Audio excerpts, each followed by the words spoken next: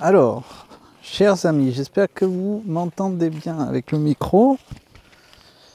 Finalement, j'ai décidé de vous effectuer des vidéos enregistrées puisque,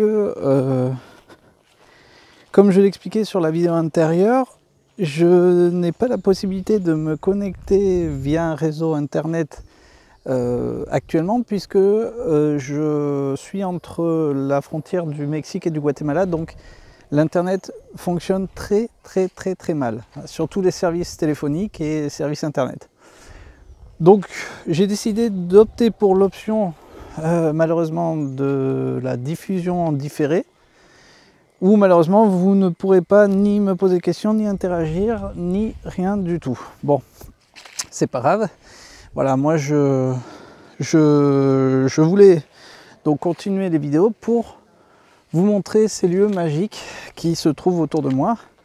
Alors, je suis actuellement sur un site archéologique qui s'appelle Yaxchilan, ce qui veut dire en maya l'endroit des pierres vertes.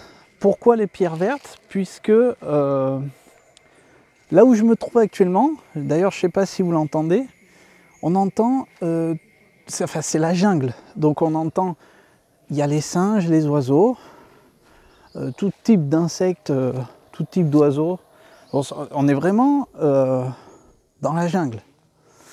Donc ce site archéologique, un peu comme Palenque où hier je me trouvais, n'est pas totalement, n'a pas été totalement, on va dire, découvert. Il reste encore pas mal de zones autour de ce site qui est encore en train d'être découverte. Et comme vous pouvez le constater, donc je me trouve sur ce site-là. Alors comme vous avez pu le voir sur la vidéo antérieure, j'étais sur une barque donc, qui est en fait la rivière qui longe qui longe toute cette, on va dire cette partie de Chiapas qui se trouve entre le Mexique et le Guatemala, débouche justement sur la péninsule où on va se trouver la semaine prochaine, donc vers le Yucatan. Donc du coup voilà, je voulais un peu vous montrer ce site incroyable. Alors là on va essayer de monter un peu. Alors étant donné que c'est une vidéo enregistrée, je vais essayer, j'ai pas la possibilité de vous tourner la caméra, donc on va faire comme ça.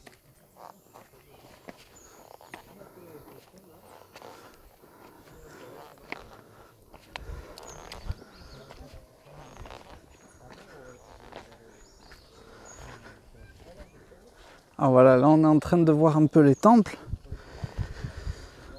Donc il y a pas mal de choses à dire sur ces temples, notamment sur l'endroit stratégique où a été bâti ces temples et cette cité.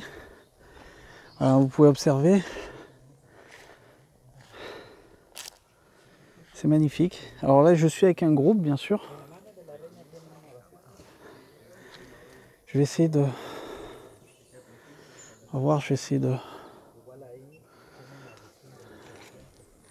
J'espère que vous voyez bien tout le site où je me trouve. Ouais, je rappelle que ce site s'appelle Yaxchilan, ce qui veut dire l'endroit des pierres vertes. C'est assez incroyable, il y a des plateformes et des pyramides de partout. Hein. Vous voyez par exemple cette... Alors, voilà, je voulais vous montrer ça, je voulais vous parler de ça puisque ça reste assez intriguant. Vous voyez l'arbre qui a poussé... L'arbre qui a poussé carrément sur cette... Alors je vais bouger parce que je ne vais pas m'entendre parler.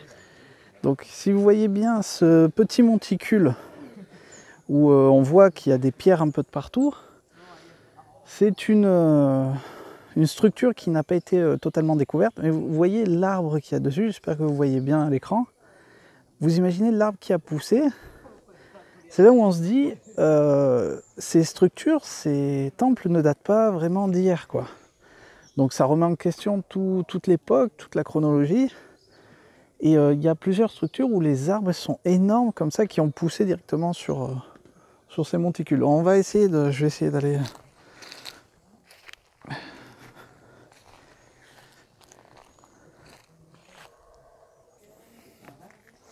Alors voilà, j'essaye d'utiliser... Alors comme je suis en train d'enregistrer la vidéo, j'ai pas le moyen de tourner la caméra. Donc j'essaye de mettre pause et enregistrement en même temps. Alors on va essayer de...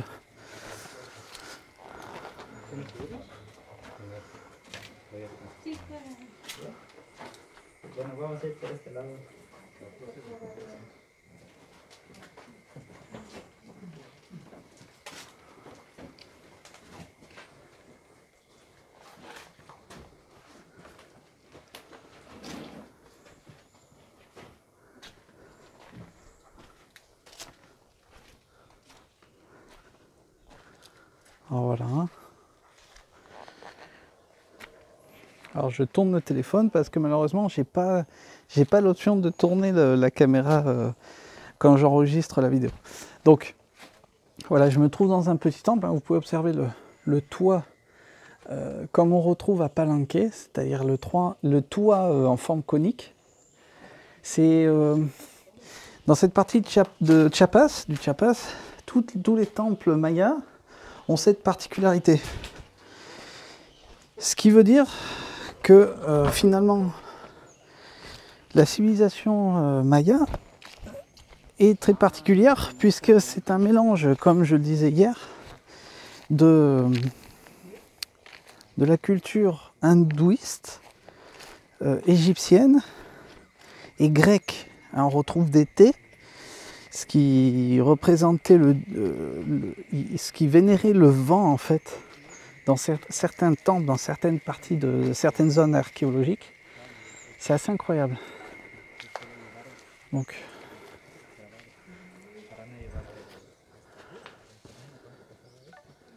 alors je vais essayer de... Je vais vous montrer une stèle.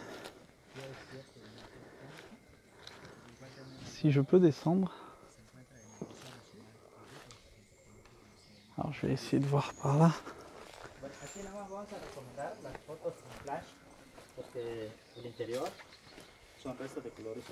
Ah, regardez, c'est assez incroyable.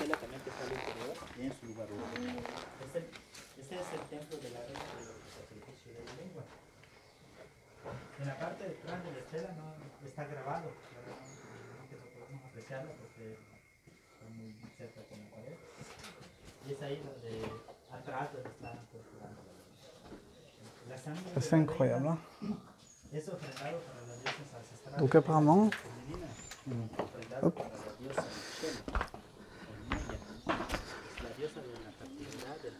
Alors apparemment c'est un temple de la reine des sacrifices, hein. Voilà, c'est ce que je viens d'entendre. C'est assez incroyable. Alors je voulais vous montrer une stèle assez importante, je ne sais pas si je peux descendre. Alors en même temps que je descends, comme ça je vous explique quelque chose par rapport aux arbres qui se trouvent autour de nous, qui est assez important pour la culture maya et les croyances mayas et surtout la cosmogonie qu'ils avaient à l'époque finalement. Alors je vais juste descendre les marches, comme ça, hop, hop, hop, hop. Hop. Alors, comme ça je vous explique vite fait. Donc ce qui se passe, c'est que les arbres énormes qui ont un nom en maya, je ne sais plus, je m'en souviens plus, j'ai oublié le nom, sont et étaient très importants pour la culture maya, puisque, hop, je descends les marches, je vais essayer de ne pas tomber, puisque en fait, bon, par exemple, si, vous voyez cet arbre énorme, cet arbre il doit avoir plus de 500 ans, donc quand vous êtes en train de le voir, pour la cosmogonie maya, c'était très très très important, puisque ces arbres représentaient 3 étapes importantes pour les mayas, c'est-à-dire ça représentait l'inframonde, le monde et le supramonde. Donc l'inframonde pour les racines, le monde pour la partie centrale de l'arbre et le supramonde pour les branches. C'est pour ça que dans certaines parties de chaque représentation qu'on trouve en bas-relief, il est représenté des singes, puisque les Mayas vénéraient les singes comme étant des dieux. Voilà, tout simplement. Alors je ne sais pas si je peux passer par là. Je vais essayer de monter par là. Hop. On va essayer de ne pas se casser la gueule. Hop, hop. Hop, hop, hop. Avec les tongs, c'est pas facile. Alors apparemment, voilà, comme ça.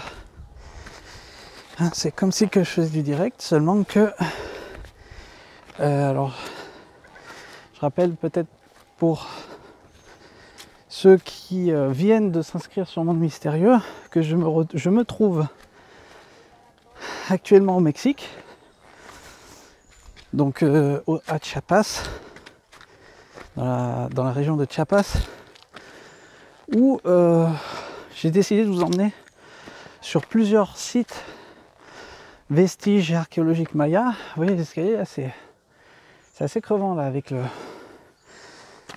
la température et c'est très humide, hein. Ce sont des parties très humides, des zones très humides. Et bon, c'est assez crevant là. Donc je vais essayer de continuer à vous dire. Donc comme pour ceux qui viennent de s'inscrire sur la chaîne de Monde Mystérieux ou sur la page Facebook de Monde Mystérieux, je me trouve actuellement au Mexique, où j'ai décidé de vous emmener et de vous faire partager tous ces sites incroyables. Ouais, je vais faire un petit 360. Hop. Où pour en savoir un peu plus et connaître un peu plus ce qu'était la civilisation maya, aztèque, mexica, toltèque, zapotèque, mixtèque, etc., etc. Pour comprendre pourquoi ces civilisations se sont établies dans des zones telles que nous le trouvons. Et puis finalement, on apprend pas mal de choses. Moi, j'apprends encore des choses, malgré que je connais très bien le pays. Alors, je vais essayer de passer le groupe. Là, j'ai perdu mon groupe. C'est génial.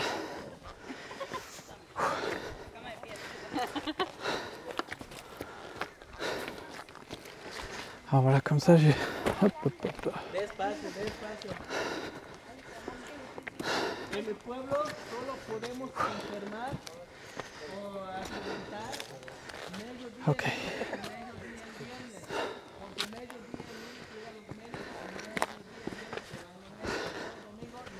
Alors en plus, je suis en short. Toutes les 30 secondes, il y a une fourmi qui pique, qui se met... un insecte qui se met sur votre jambe.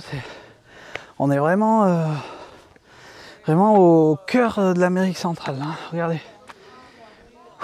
Regardez tout ce que je viens de monter. C'est assez incroyable. Donc comme j'ai pas de retour, j'espère que vous voyez bien tout ce que je suis en train de filmer.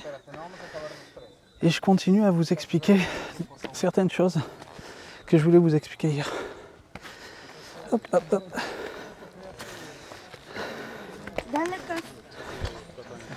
Hop. Ok. Ah, j'ai rejoint mon groupe. Regardez tout ce que je viens de monter. Bon, alors. Je vais me foutre ici pour en parler un peu. Voilà. Au moins, même si c'est pas du direct, je continue à vous emmener avec moi. Alors.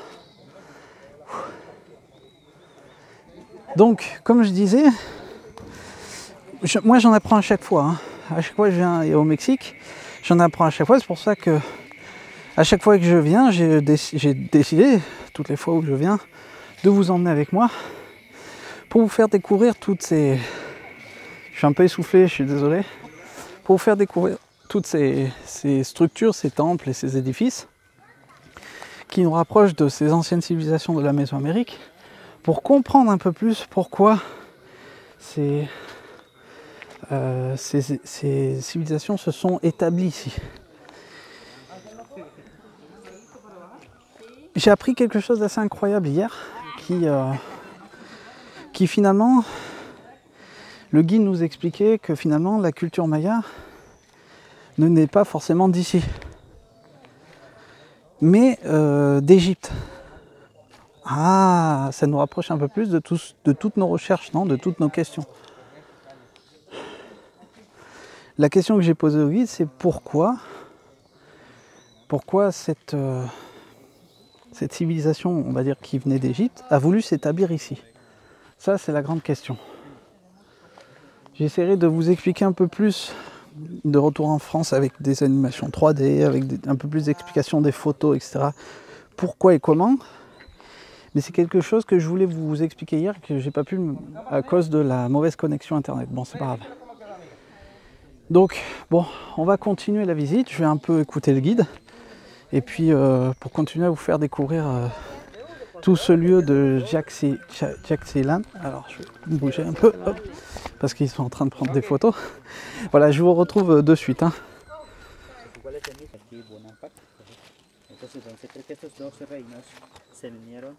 Aquí en Yaxchilán para hacer alianza. La alianza con el rey de Bonampak, el rey Ahau Changmuan II, se casa con una dama de este linaje, de la dinastía Jaguar. Pues ese casamiento de otro reino, de otra ciudad, es una forma de hacer alianza, una estrategia política. Y las mujeres nobles juegan ese papel importante. A 10 años aproximadamente fue presentado como heredero. Lo que ves aquí, Pájaro Jaguar, que es el papá. Entonces desde muy pequeño sus hijos son presentados como heredero. Igual también el primer progenitor es el heredero al trono. Como vemos acá. Y al interior también vamos a apreciar una escultura de Pájaro Jaguar IV, ¿no? Que la vamos a ver en dos partes. El cuerpo ahí en medio y a un lado derecho está la cabeza. Esta escultura fue destruida porque los que llegaron acá en ese momento también van a ser, bueno, dicen ellos que bajarán 7 jaguares del cielo y que van a ser de los candones como el fin del mundo. Entonces, por respeto a la creencia, la candona, actualmente la escultura, vamos a ver en el interior. Bueno, desde aquí vemos los jugadores de pelota. Alors, je sais pas si vous entendez le bruit. C'est assez incroyable. De temps en temps, il y a les singes ou les oiseaux qui... On est vraiment au cœur de la jungle, quoi.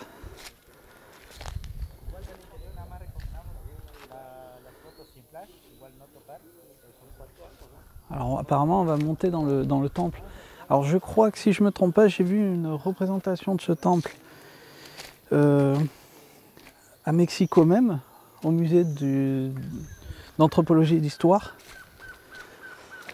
Alors bah, ça tombe bien, on va monter directement dans le temple. Allez cette pierre, hein. Hop.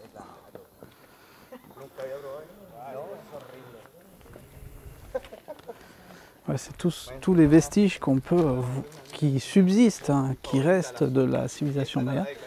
Alors je vais montrer ça directement. Ah regardez ça, regardez ça. Alors là, apparemment, là on parle d'un jeu de ballon.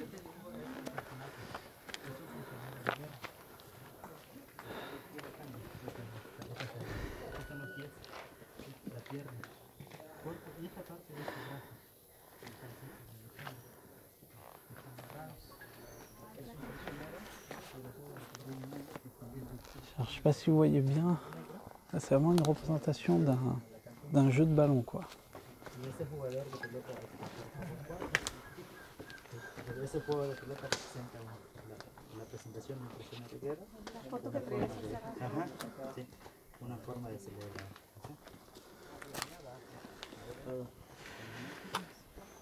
Alors, je ne sais pas si vous pouvez distinguer tous ces glyphes.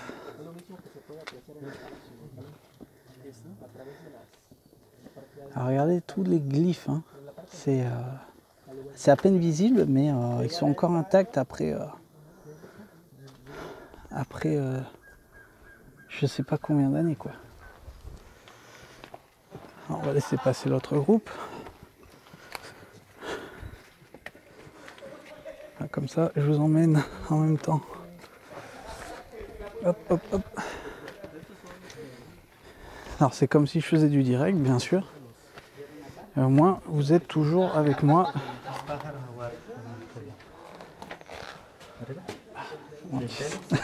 Non l'había visto. Alors regardez ça. Hein. Je ne sais pas si vous voyez. Alors j'espère que vous le voyez bien. C'est assez incroyable, quoi. Je suis stupéfait. Hein.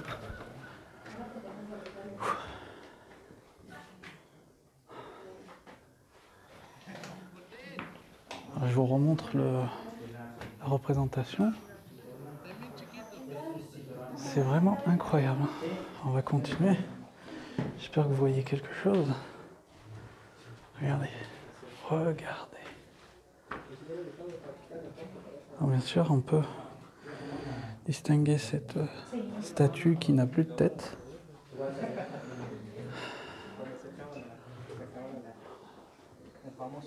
Avec toujours ce système de toit conique. Hein. Je crois que... Est-ce la cabeza de la... Ah, ok. Ok, alors le guide vient de me confirmer que c'est la tête de la statue que nous venons de voir, en fait. C'est assez incroyable. Je sais pas pourquoi ils l'ont mise là. Alors, ah, qui también, là. Alors bien sûr, je vais vous le montrer de l'extérieur. Ici aussi, vous pouvez distinguer. Alors, ça fait reflet avec le téléphone, j'espère que vous voyez bien. Voilà. Donc bon, j'ai pas de retour de téléphone, donc j'espère que vous allez bien voir tout ce que je suis en train de vous montrer et tout ce que je suis en train de vous parler. Hop, je vais faire un petit tour de... Alors il fait horriblement chaud, c'est du climat tropical là. De derrière, c'est impressionnant, hein, le temple. Alors quand vous voyez par exemple des emplacements vides comme ça, hier le guide m'a expliqué, quand vous voyez des emplacements vides comme ça, ça veut dire qu'il y avait des stèles ou des représentations en bas-relief. Hein. Et bon, bien sûr, où ces représentations, ils les emmènent, ils les mettent dans les musées, tout simplement. Ou tout simplement, ça a été cassé, tombé, disparu avec le temps, mais c'est des emplacements pour les stèles, les bas-reliefs, les représentations, les sculptures. Ces sculptures assez connues, que tout le monde connaît, où sont représentés des dieux, donc par exemple le dieu du vent, de la pluie, etc. etc. Voilà, alors je suis content quand même de pouvoir vous emmener avec ce système-là d'enregistrement, et j'espère que vous allez continuer à aimer tous ces lieux, à continuer à me suivre. Puisque voilà, comme je le rappelle, je fais un petit rappel en même temps, j'ai des gros problèmes de connexion puisque je me trouve entre le Mexique et le Guatemala. Donc du coup, le service internet que j'ai sur le téléphone ne me permet pas de bien se connecter sur les réseaux internet du Mexique, qui est Telcel. Donc du coup, j'utilise, en attendant de revenir un peu sur la péninsule du Yucatan, j'utilise ce mode d'enregistrement qui me permet de vous montrer tout ça. Voilà, je vais faire une petite 360.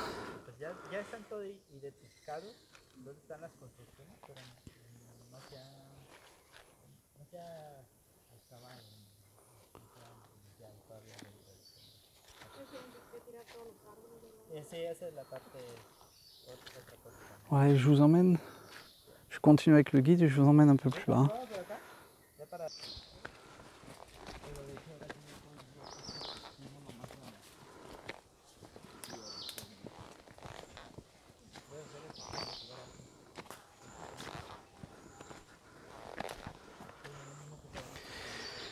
Alors, peut-être le temps de monter, je sais pas où c'est qu'on va, je suis le guide en fait, je suis tout le monde.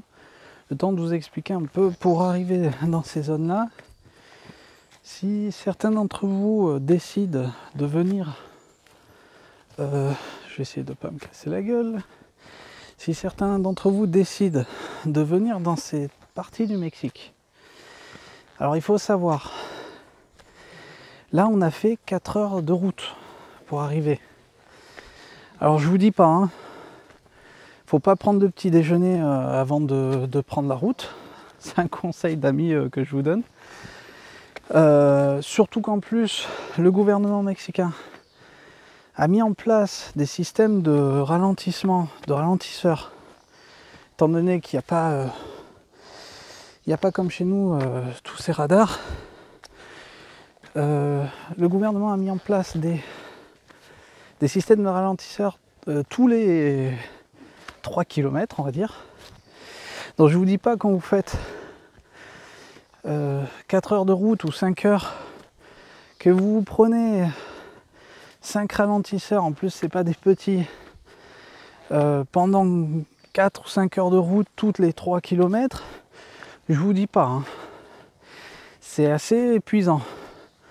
Alors hier, pour arriver à Palenque, on a eu presque 5 heures de route, on est arrivé, je veux dire, j'avais mal au dos en restant assis, quoi.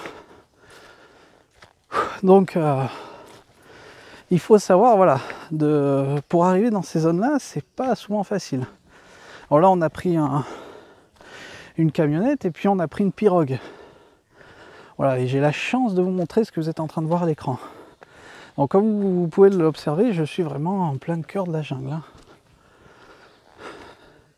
Alors tout à l'heure, j'ai vu des petits singes. Alors il y a des trucs qui tombent un peu autour de moi. J'ai vu des petits singes.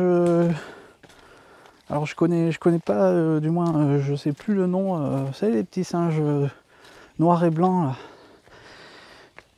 qui se balancent de branche en branche. Donc on en a vu pas mal là, en haut des arbres. C'est vraiment magnifique. Hein. Vous voyez comme l'endroit est resté naturel et tout ça, c'est vraiment c'est beau quoi. Alors il n'y a rien de tel pour se dépayser, sortir un peu de la civilisation urbaine, on va dire. Là, je peux pas faire mieux. Hein. Donc voilà, je voulais pas vous faire manquer ce spectacle naturel. Et puis bon, j'ai décidé d'enregistrer de cette façon. J'espère que tout va bien se voir à l'écran pour vraiment vous faire partager tous ces moments, voilà, tous ces moments intenses et de découverte. C'est vraiment c'est magnifique quoi. Alors comme c'est humide, ça glisse. Alors si vous avez la chance de venir jusqu'ici, venez en tennis, ne faites pas la même connerie que moi d'y aller en tongs. Moi j'ai décidé vraiment d'y aller en tongs parce qu'il fait chaud quoi. Voilà. Je vois pas pourquoi j'irai en tennis avec des grosses chaussures de montagne. C'est pas du tout mon truc quoi. Donc bon. Hop là. La dame devant moi a failli se casser la gueule. Je sais pas si vous avez vu. Bon enfin voilà. C'est vraiment. Alors là, j'ai envie de vous faire un petit 360 là. C'est vraiment. Là je peux pas. Franchement. Je vais tourner un peu la caméra. Voilà, je suis content de vous faire partager tous ces lieux. Hein. Franchement, ça me touche.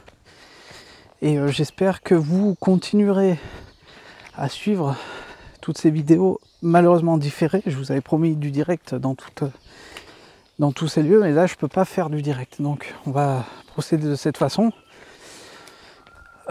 Juste pour info, donc demain je pars de la région de Chiapas, je retourne à Mexico Et après, de Mexico, je repars dans la péninsule du Yucatan. Donc là-bas, comme vous avez pu le constater l'année dernière, il y a des meilleures zones de réseau internet, donc je ne vais pas avoir ce problème-là. Mais c'est toujours bien de vous le dire. Donc je sais pas, cet après-midi, je dois aller sur un autre site archéologique.